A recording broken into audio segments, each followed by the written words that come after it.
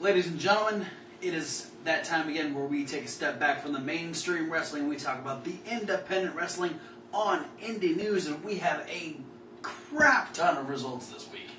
We got 5 shows worth of results. That's a lot. And 4 shows worth of upcoming stuff. What? And some interesting stories That about Chikara and Vampiro. And a main event of a show I'll be going over in results. Absolutely. We're going to start with Ring of Honor, the 13th anniversary? Absolutely. All right. Take it away. We actually got to watch the 13th anniversary for Ring of Honor. Good show. A really good show. We opened up with Matt Sydal defeating Cedric Alexander. Moose defeated Mark Briscoe. Veda Scott was very intent on not having Moose adhere to the Code of Honor. Was pretty much telling him, don't shake his hand, even though Stokely Hathaway was kind of like, hey, be a good sport. But little dissension among the managers. yeah, Veda Scott wasn't having it. The Kingdom defeated the Addiction and the Bullet Club. The Bullet Club was only represented by Carl Anderson because Doc Gallows was not able to get out of North Carolina, I believe. Weather conditions. So not permitting Doc Gallows to make the show. But Carl Anderson came out and said, everyone's been talking, who's going to be your tag team partner? Well, guess what? I'm in the Bullet Club. I'm never alone. And the crowd went fucking crazy. So that was pretty cool. We had... So 2 versus 1. Yes. Triangle match. Yeah. That was neat. It was a good match, too. It was. Again, Carl Anderson fucking held up his own all by himself. Good for him. We had Roderick Strong defeat B.J. Whitmer. ODB defeated Maria Kanellis. Maria Kanellis trying to get out of the match initially by saying that she was pregnant. Yes. And Steve Corino was beating that dead horse. Holy shit murder, She Steve. looks great for a pregnant chick. Why should she keep hitting her in the stomach? It was hilarious. Corino might be my favorite commentator currently. I think it's right. It's a tie between him and JBL for me. Yeah. Can you imagine if they were on the same commentary table? We had AJ Styles defeat ACH. That was awesome match. That was probably match of the night. That was phenomenal. Yeah, I see what you did there. Anything could happen, and it did. I want to stop now. We had Red Dragon defeat the Young Bucks, retaining the ROH Tag Team titles. They had one of the 4 horsewomen from UFC in their corner. She allowed the distraction, which led to Red Dragon chasing the dragon off and allowing them to pick up the win. Yeah, I'm going to say it was a really, really awesome match with kind of a slightly lackluster finish. Yeah, there were a couple of spots... Because they hit chasing the dragon twice on Matt for the finish. Yeah, there was a couple spots where you felt like this should have been the end, but it wasn't. And then it was... They probably could have ended it sooner, but it was a pretty epic match. Yeah, it was epic. I just expected, Nick Jackson to dive in and break up the pin at the end. It didn't seem like the finish. Yeah. We had Jay Lethal retain his ROH TV title against Alberto El Patron. Jay Diesel and Truth Martini getting involved in that one.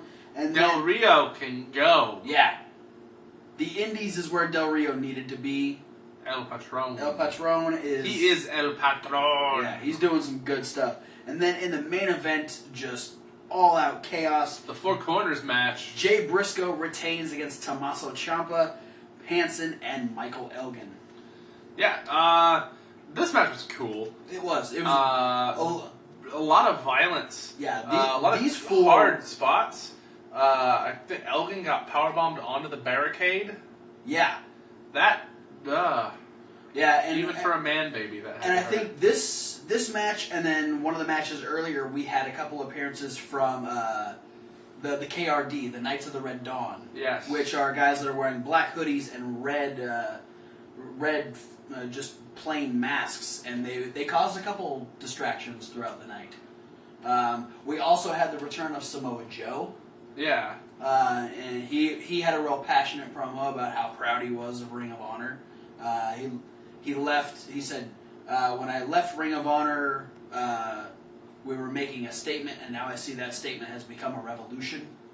And He has a new T-shirt now that says Samoa Joe, I am pro wrestling. Yeah, and basically stating claim that no matter who won the title, he was coming for it next. Yeah.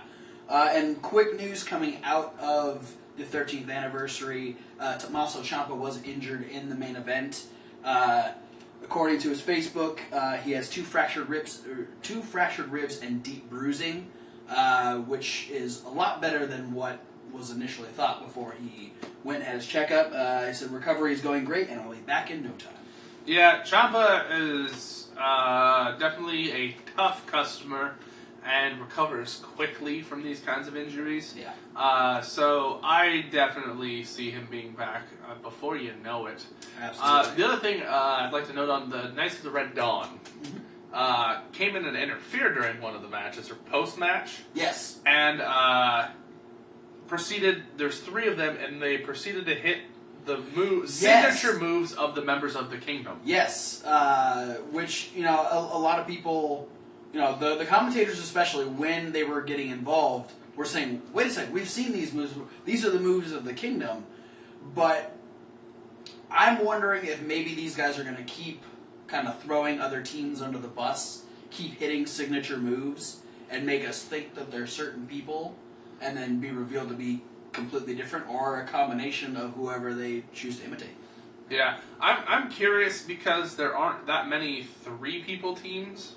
Yeah. In Ring of Honor. So, I mean, if it is a three-person team under hoods, then you got limited options, unless it's a brand new team. Yeah, absolutely. But that is it for the 13th anniversary of Ring of Honor. An awesome show. We're going to move on to, what do we got up next? Let me check here on my pieces of El Papel. Like we said, we got a lot to go through. So. AAW Art of War.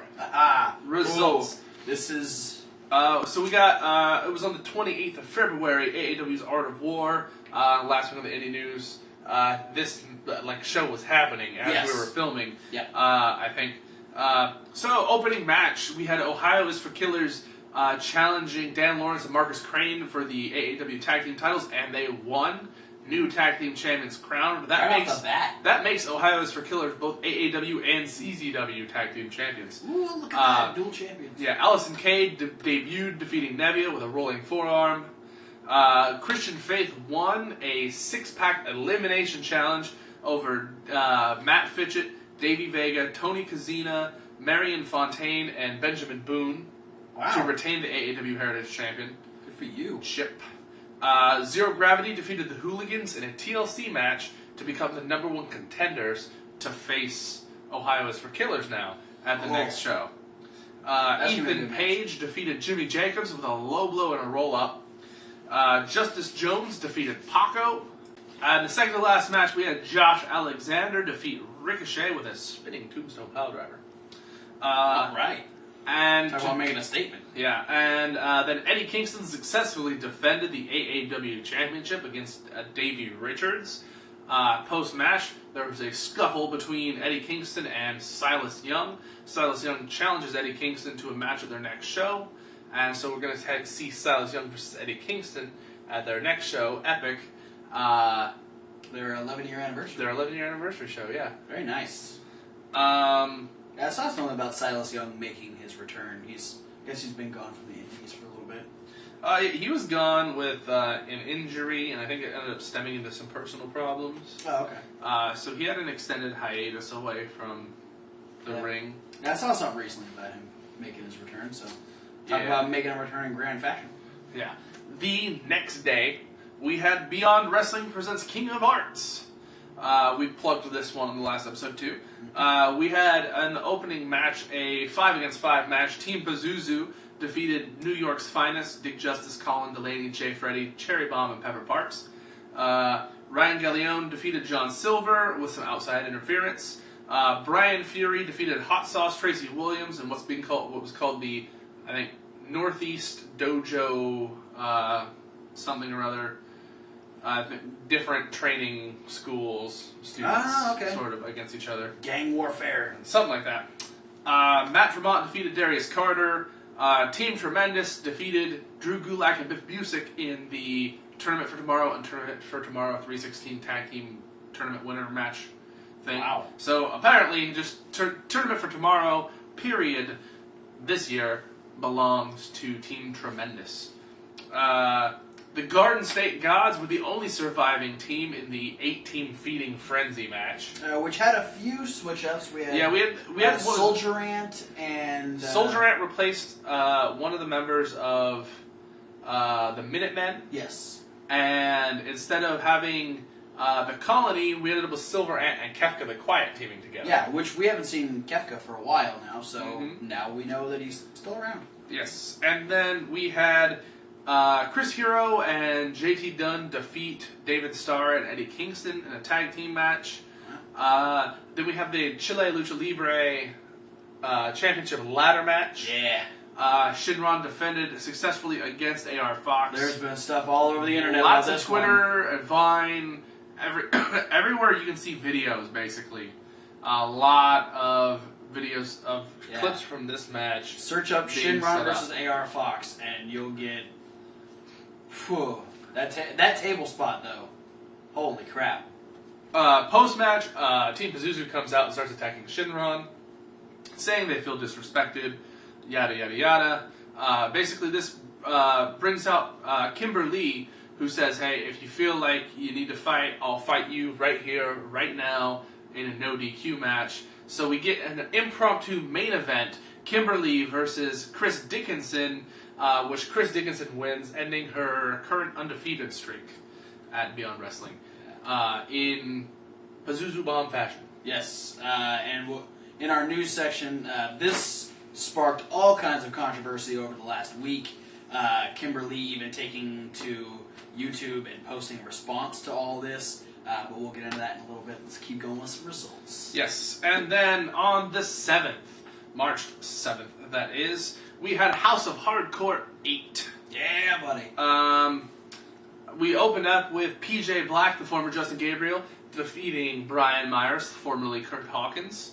We had an amazing red defeat Matt Stryker with a code red off of the corner, off of the ropes. Wow. Alex Reynolds defeated JT Dunn. Rhino defeated Eddie Kingston with a gore. That's a scary match. Yes, Team Tremendous and Tony Nese defeated Ben Ortiz, Hale Collins, and Vic Delicious. Matt Hardy defeated Carlito and Lance Hoyt in a triple threat match. Wait! I thought we were talking about House of Hardcore, not SmackDown 2007. Who knows? They blend nowadays.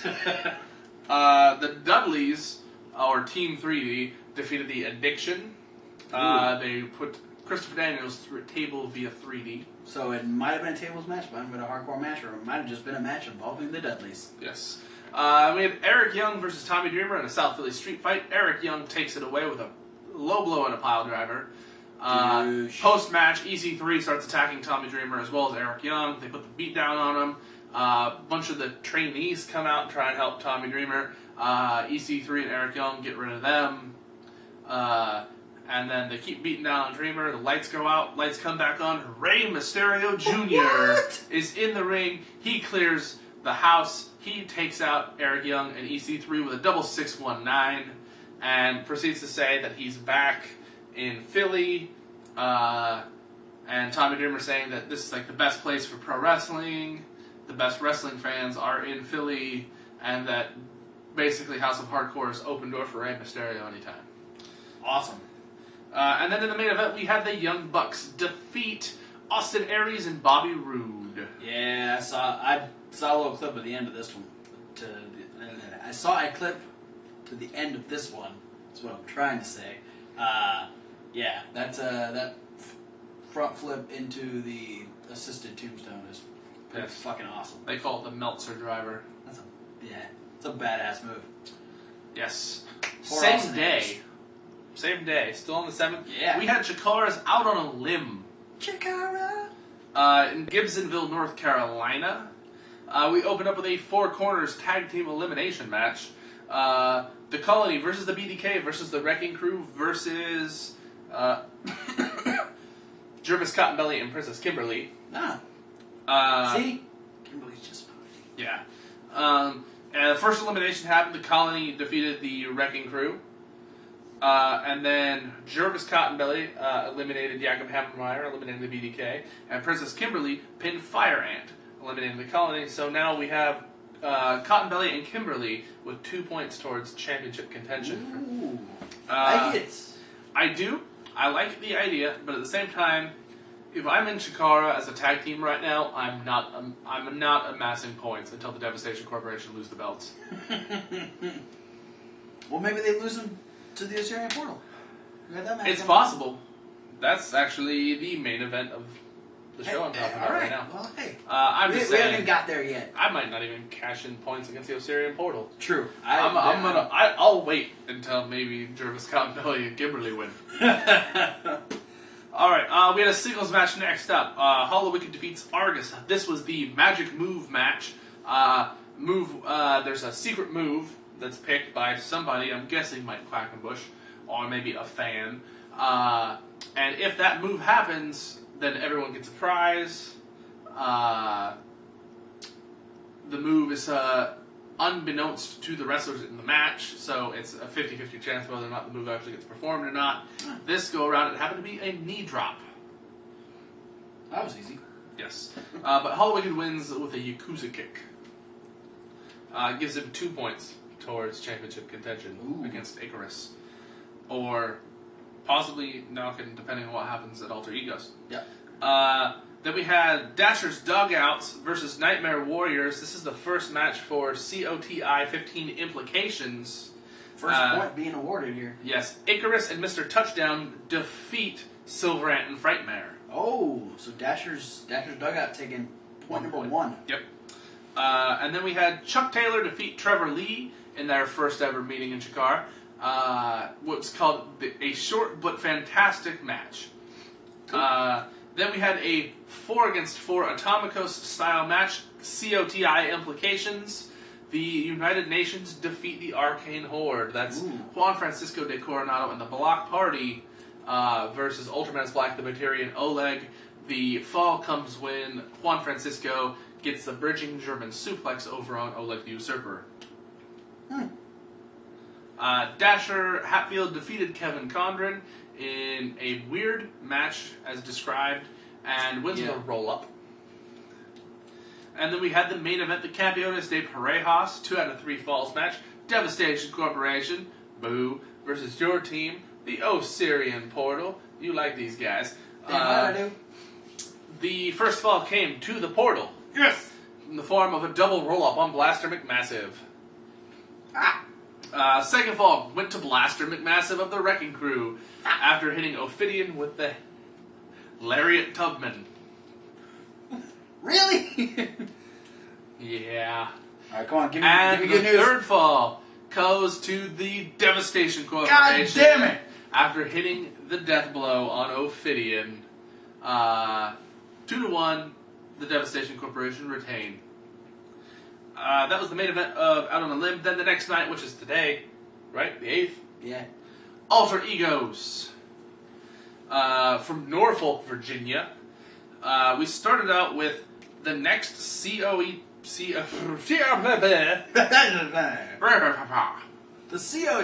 15 tournament. COTI 15 tournament. Match number 3 out of, I don't know how many matches they're going to have. There's a lot. Whatever 10 teams going against each other twice means. Yeah. Do the math. The Arcane Horde defeats the BDK to earn a point, making up for the previous night. It was the Batiri defeating Jakob Hammermeyer and Pinky Sanchez in tag team action. Alright. Then we also have Volgar defeating Ultramantis Black after interference from Hollow Wicked. Post-match, Kevin Condren tries to get Volgar to join his group, or whatever you want to call it. Volgar starts to walk away. Kevin Condren says he knows Volgar's secret and will tell everyone eventually. Does he have the troll with him? Or is he still by himself? I don't know. The troll hasn't, they haven't noted that the troll came out with him. Oh, alright. But I wouldn't be surprised if that'll pop up later. That was kind of the whole thing at Tomorrow Never Dies, was he freed Snow Troll and gave him the wrench. Yeah. So. Which he had the wrench out on a limb. So. Yeah, he tried to use it against Dasher. Then we had another 4-way elimination tag team match, second one of the weekend. Nice. We had the Throwbacks versus Team NRG versus the Block Party versus the Nightmare Warriors, Silver Ant and Frightmare. First fall came when Dasher Hatfield defeated Silver Ant with the Death Valley Driver, or the Suicide Squeeze. Mr. Touchdown pins Parakish Sabar after a 3D for the second fall. And then Hype Rockwell defeats Mr. Touchdown after Race Jackson hits the super kick into Hype Rockwell's modified backbreaker. Nice. So NRG walks away with 3 points now towards Campione's contention. We got a lot of tag teams building up some points here. For the Devastation Corporation. All right. Then we move on to match number 4, which is the Grand Championship match. Interesting that they're putting this right in the middle of the card. Icarus successfully retained against Nokken in a short match. Yeah. So about 4 minutes long. Yeah, there was some speculation that Icarus may have gotten injured. Yes, he beat Nokken with the Blu-ray. So, I mean, I'm going to say, obviously, if he's hurt, it couldn't be too bad if he was able to pick that big guy up on his shoulders. It's true. And then we have the 4 against 4 Atomicos COTI point on the line, the Wrecking Crew, which is the Devastation Corporation and Jaka, versus Crown and Court, Kimberly, Jervis, and Los Ice Creams. Wrecking Crew take a point away. Son of a bitch.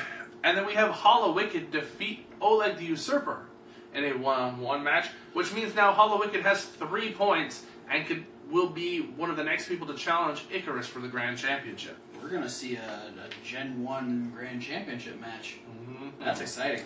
And then finally, in the main event, we had the Snake Pit, represented by Shinron, Argus, and Ophidian, versus the Battle Hive, represented by Fire Ant, Worker Ant, and Amasis. I'm fucking torn. We get the Snake Pit coming away with 1 point for COTI after a Egyptian destroyer from Ophidian to his partner, Amasis. I do like Ophidian and Shinron. I don't know Argus at all yet because I haven't seen him wrestle. Post-match, Ophidian does help up Amasis, and basically the moral of the story is losing the Campiones match and having a match against each other is not going to end the Osirian portal.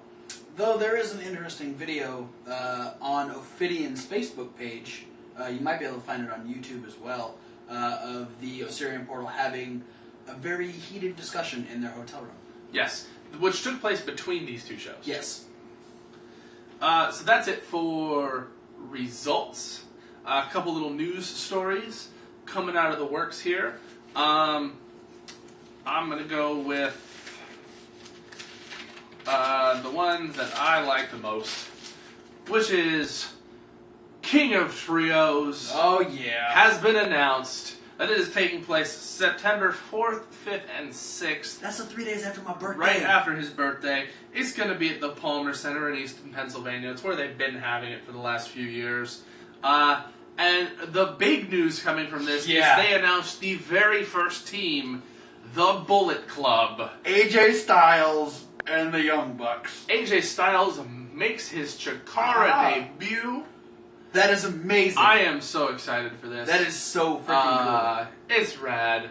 I miss being this ecstatic for a team to show up. Last year, we kind of had sort of a iffy run on the outside teams coming in for it was like the Spirit Squad.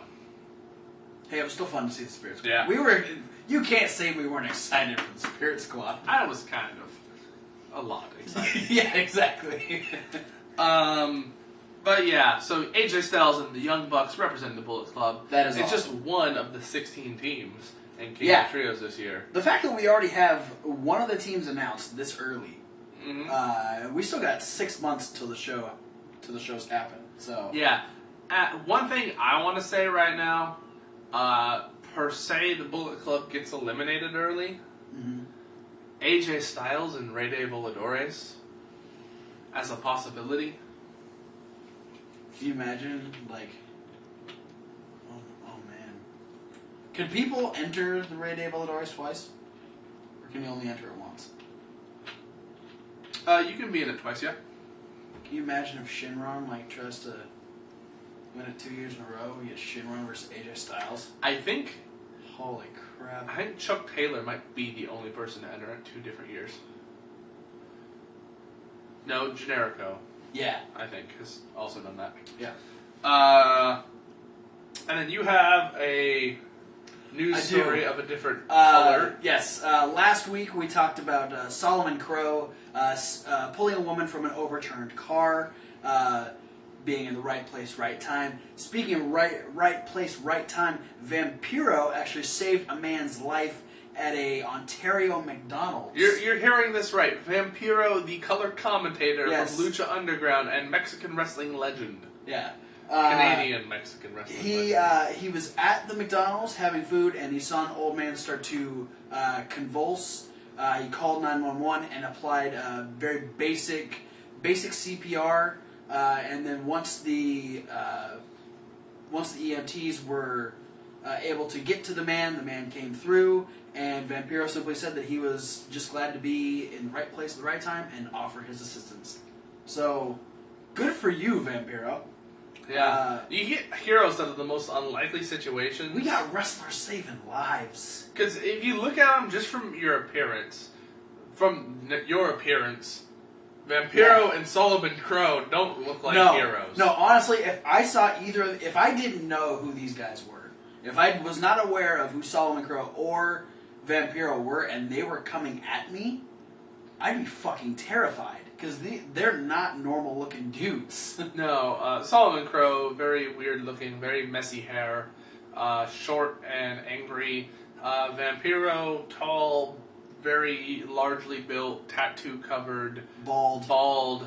I would guy who looks like he never sleeps. I would assume skinhead out of Vampiro, to be completely honest. I think I'd assume that out of Jay Briscoe too. Yeah. That's enough of that. Yeah, that's it. That's it for my spot on the news. Yeah, no, awesome job, Vampiro. Yeah, very cool. The only thing I'm questioning is, why were you at McDonald's? Why what? What's wrong with being at McDonald's? McDonald's is gross. Yeah. At least go to Carl's Jr. Wendy's. Or Hardee's. Whichever one you have. Depending on what country you're in. Or what part of the country you're in. Well, he was in Canada. I'll have to look this up.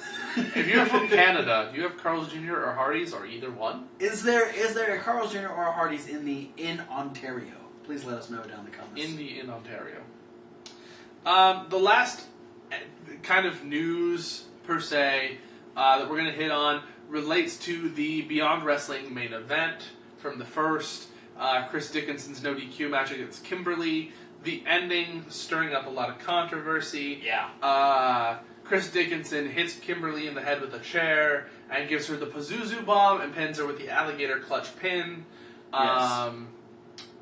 A lot of people up in arms about how violent this was. The internet lost its shit for the last week. Kind of.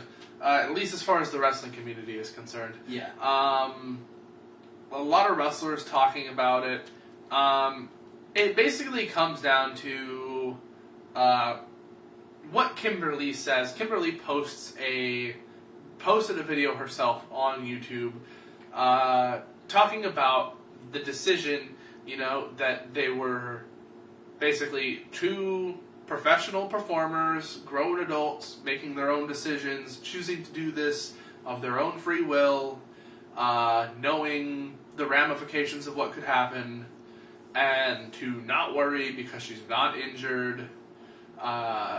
She went for medical attention just as a precaution, even though she wasn't injured. Yeah.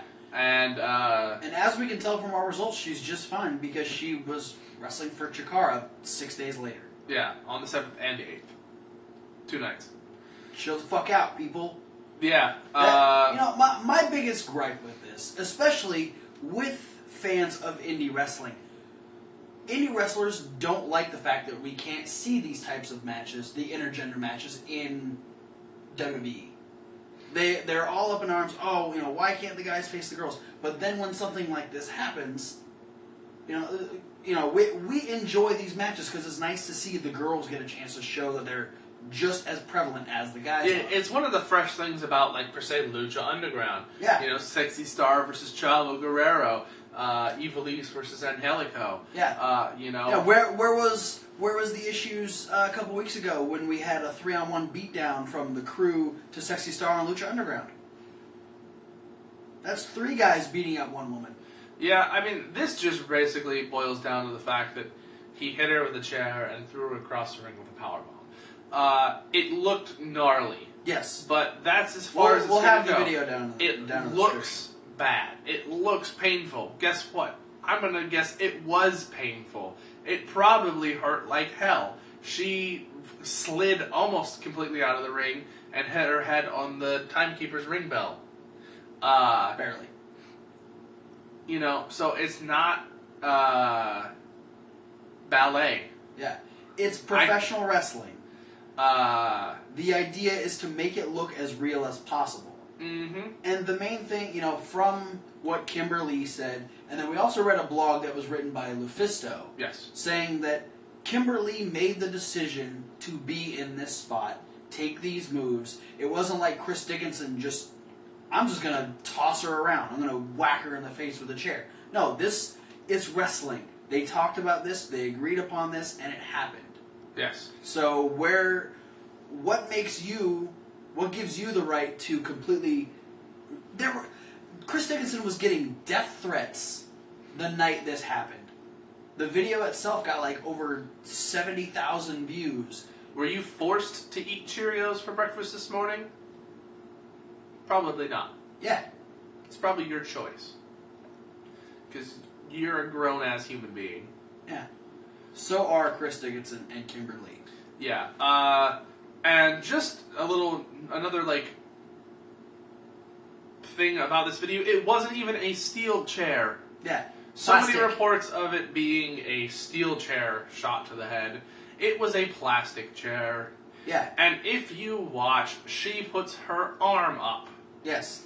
And if you don't believe us, go to Beyond Wrestling's Facebook page where they actually just posted, because Kimberly... They have the video. Yeah. Kimber Lee ended up getting her revenge at a show that just recently happened where she hit Chris Dickinson with a plastic chair. Beyond Wrestling put a post on their Facebook page saying, what should the punishment be for Chris Dickinson and Kimber Lee for hitting each other with plastic chairs? Plastic chair match. I'm calling it right now. A plastic tables, ladders, and chairs match. All of them made of plastic. It'd be hard tables to break. Be fun to watch, though. Yes. But that's it. I mean, for the news portion of this thing, yeah. I could go on about how disappointed I am about how this situation was handled by the fans. I understand we all love Princess Kimberly, but... she's a grown-ass woman. Yeah. Let her do what she wants to do. And she and was good don't torn up kill jeans. Chris Dickinson. Don't kill Chris Dickinson. That's the best thing I could say out of this situation. It's the best thing. Don't kill Chris Dickinson. He's kind of funky looking, but I don't want him dead. Neither do I. He's a good wrestler. Alright, so we have some upcoming shows we do to talk about.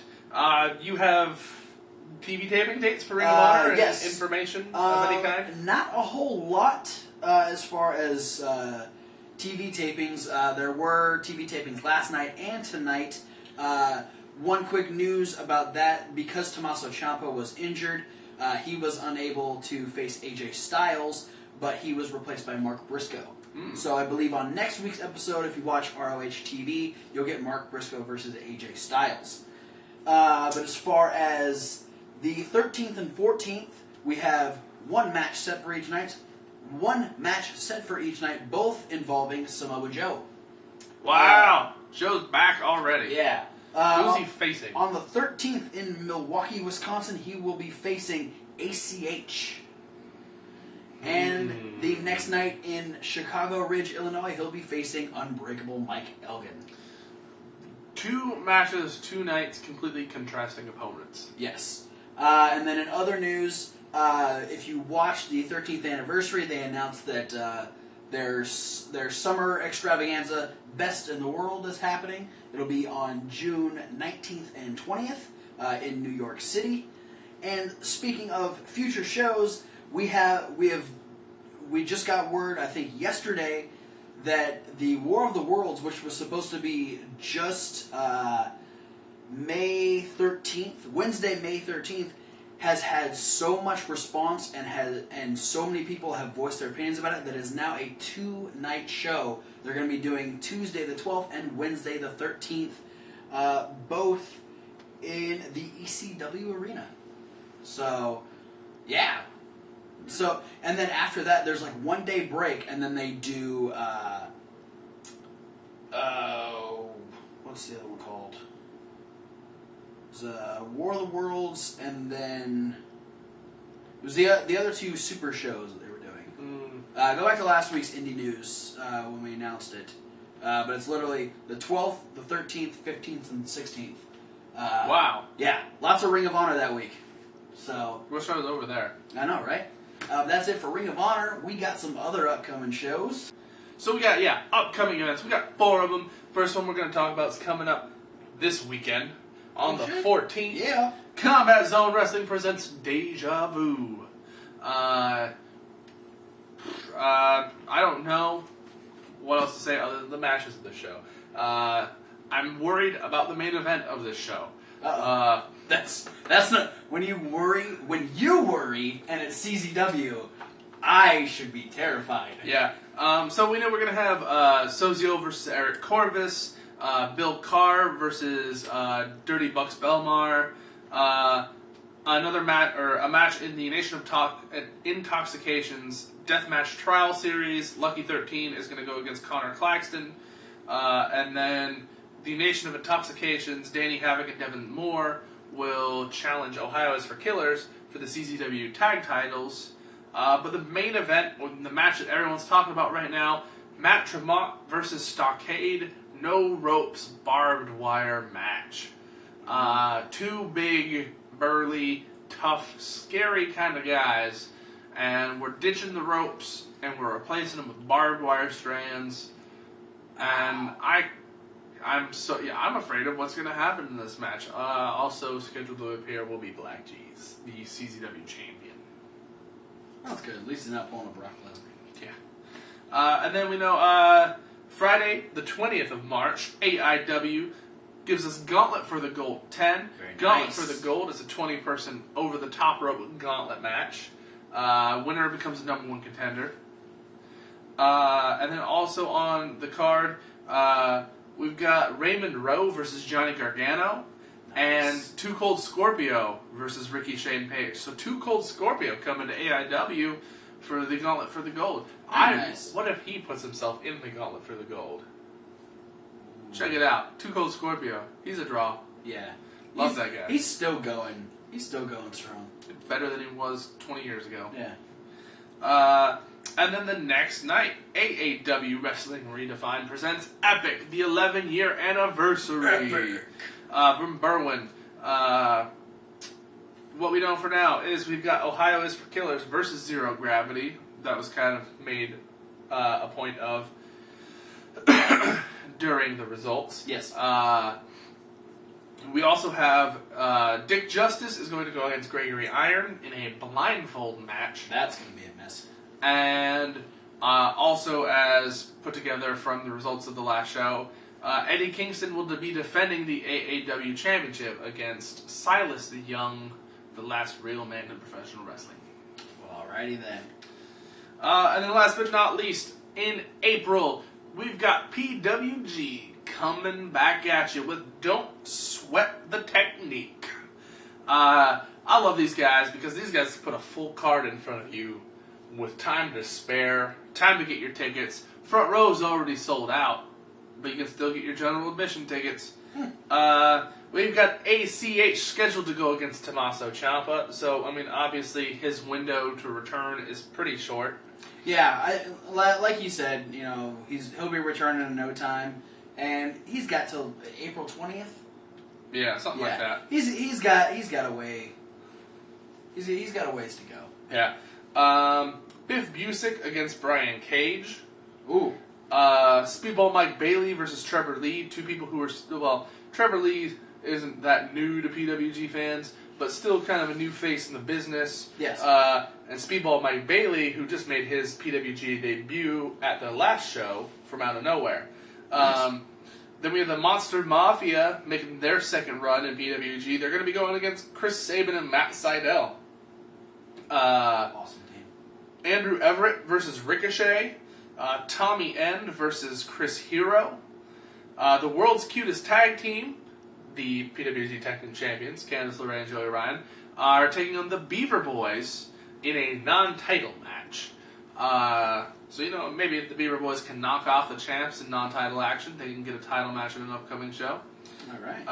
That's a possibility. And then the match I'm really excited to see myself, the PWG World Title on the line. Roderick Strong defends against Zack Sabre Jr. Nice. That'll be a good one. Yeah. I'm really excited for that one. I'm a big Zack Sabre Jr. fan. If you're not familiar with the guy because he's not that super prevalent in the States, look him up. Enjoy him. Yes. He likes him too because he also thinks the ice creams are creepy. We have a connection. Special connection. The fear of ice cream. Walking, talking ice cream. Yeah. Only if it speaks Spanish. No, if it speaks any language, I'm freaked out. All right. Well, thanks for listening in. We had a chock-filled up episode. Yeah, we probably won't have nearly as many results next week. Week after, we're going to have quite a few. Yeah, the week after we will. But next week, you're bringing back 5 matches, are you not? 5 matches not to miss. I was going to actually, because I've had this is week 3 without 5 matches not to miss.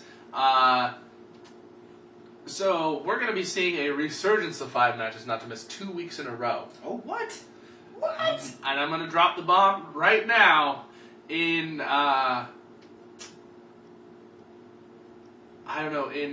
spirit of Chris Dickinson and Kimber Lee. My 5 matches not to miss next week are the best intergender matches. That's right. So guys taking on girls, because girls... Oh, there's a lot of girls that are better than some of the guys, all right? And tougher. God damn it. Tougher than us. I like it. It's going to happen. Don't forget to like, favorite, subscribe, send us emails, check us out on Facebook and Tumblr. Yeah. We got other videos way up here in the playlist. The playlist thing. The playlist. Yeah, this is our last video of episode 38. Yeah, and watch some of the other videos if you haven't already. Watch previous weeks if you haven't already. Like and favorite and subscribe on all of those. Email us, fanstalkwrestling@gmail.com. Email me, Kevin_Hawks636@hotmail.com. And, speaking of emails, and next week on episode 39 would be a perfect time for you to email us. If you're into fan fiction, we're having Fantasy Warfare, where I'll be picking the match. It'll be Kevin Hawk taking on Thomas Wolfe. And, we've had some pretty epic confrontations in our Fantasy Warfares. So if you're into fan fiction, get ready to write some because we're probably going to have another epic confrontation. And if you're going to be at WrestleMania weekend in San Jose area for perhaps fan access, the Hall of Fame, WrestleMania, Monday Night Raw, the night after. Leave a comment, shoot us an email. We're going to be there. Yeah. We're going to be doing some live correspondence on scene from California. Maybe we're looking for a guest host for Hall of Fame. Hall of Fame results. Because unfortunately, Thomas Wolfe is going to Comic-Con, and so we're going to have an open seat. We're not going to take the couch with us. No, not on the couch, but an open seat with us. So if you're interested in getting in on the Wrestling Rundown for the WrestleMania weekend, we are open. Best reason, follow us on Twitter so you can let us know where you're at. Send us a message on our Facebook. And post down in the comments. Let us know. Email. Let us know where you're sitting. You email Maybe me. we're sitting next to each other at WrestleMania. You can email back right away. He's on top of that. Yeah. He's got a tablet now. I do. Technologically advanced. See? What? A tablet. Thanks for watching Wrestling Rundown. We'll see you guys next week.